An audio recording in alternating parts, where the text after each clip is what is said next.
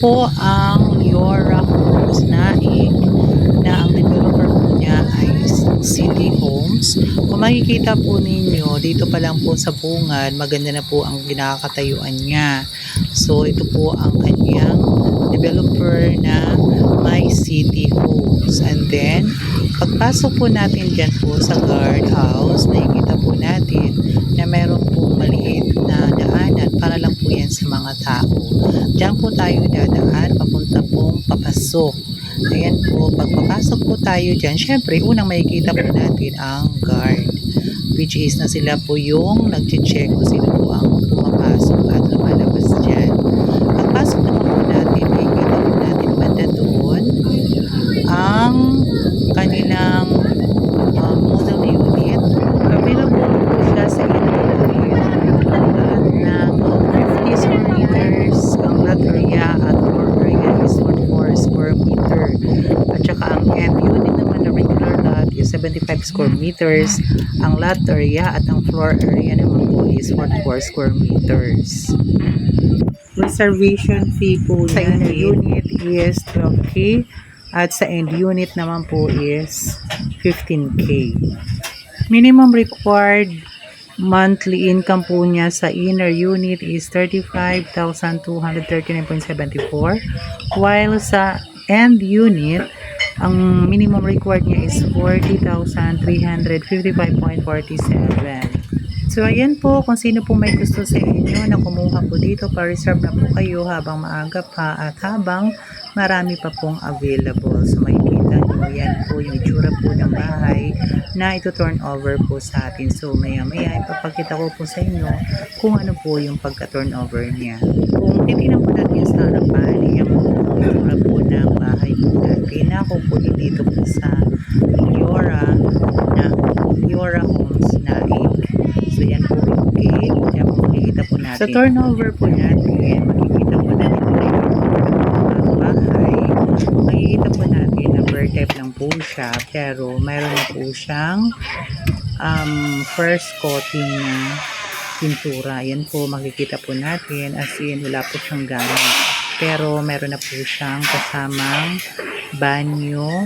Ayan po, makikita po natin yung banyo. Kompleto na rin po. Ayan. So, meron na po siya inodoro. May shower na rin po siya. And then, pagkatapos po niyan, dito po tayo pupunta sa, ayan, ang kanyang area po, sa floor area po dyan, sa sala. And then, labas po tayo, meron po siyang setback dito na kung saan ang gagamit po natin, kung ano po ang gagawin po natin. Pwede po tayo dyan maglagay ng dirty kitchen, wash area, ayan, may lababo na rin po dyan, pwede dyan po maghuhugas. So kung tutusin po natin is maganda po talaga dito kasi nakaano po talaga. And then papasok po tayo sa taas. Ayan, yung hagdan po niya, ayan na po siya. Ganyan na po pag na-turn over na po sa atin. So, maganda na po siya. Makikita po natin na talagang tayo na lang po ang magpapaganda ng ating pong bahay. Nasa sa atin na po yan kung ano po yung design na ating pong gagawin.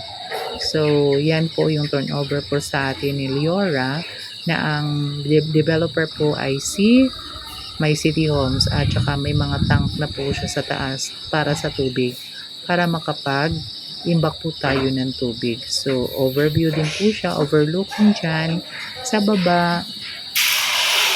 Yan. So, tayo po bababa na uli. Yan. Ito po yung ceiling po niya. Yung pagbaba natin, ganyan na po siya ang kanyang itsura. So, dahan-dahan lang, baka po tayo mahulog. Char.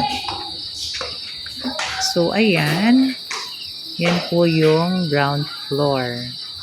So, ayan po ang pagpupo natin ng Liora. Ito naman po yung dress up po niya. Ito po ay hindi po talaga ito kapag na-turn over ni ganito. Nasa sa inyo na po yan kung gagayahin nyo yung dress up po na nandito po ngayon sa model unit. Kumbaga pinapakita lang po dito kung ano po yung mga dapat nating gawin para kahit paano meron po tayong idea. nasa sa atin na po yan kung ano po ilalagay po natin para mapaganda po ang ating pong bahay. Ayan po.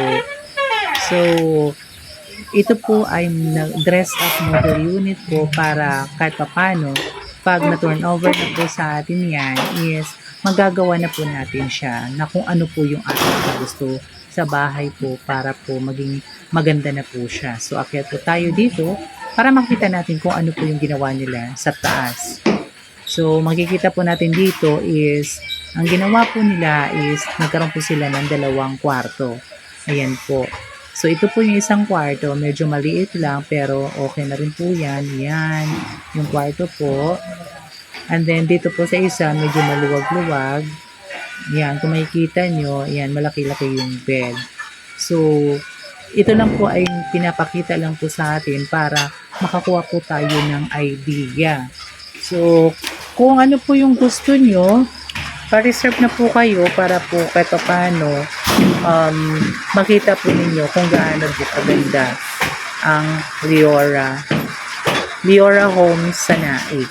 So, mga interested, pwede nyo po akong kontakin, i-message. Ilalagay ko po dito ang aking pong details, ang mga contacts ko, kung saan nyo po ako dapat kontakin. So, ayan po.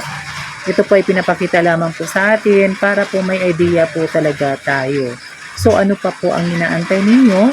Pa-reserve na po kayo kasi marami pong available. So, yun po. Ito po ay nasa Naik.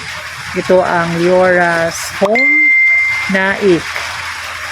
Developer niya is My City Homes. So, ayan po. Maraming salamat po. Thank you very much. Ano pang yan? Pa-reserve na. Para na.